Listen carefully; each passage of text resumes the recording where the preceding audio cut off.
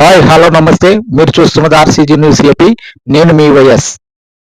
నా పేరు Venkateswarlu. Avani gold farms and estate private limited company ఎండీని.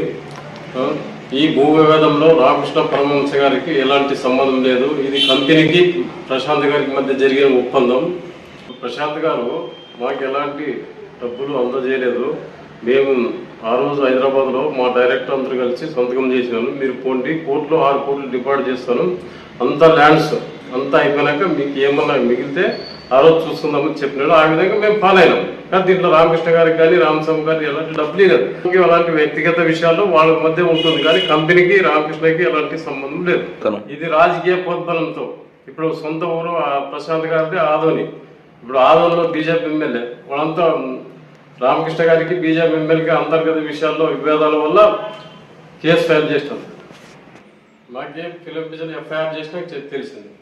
Adoni 3 టౌన్లో ఎఫ్ఐఆర్ చేసినాడని తెలిసింది, కానీ మాకు పోలీసులు ఎలాంటి సమాచారం ఇవ్వలేదు.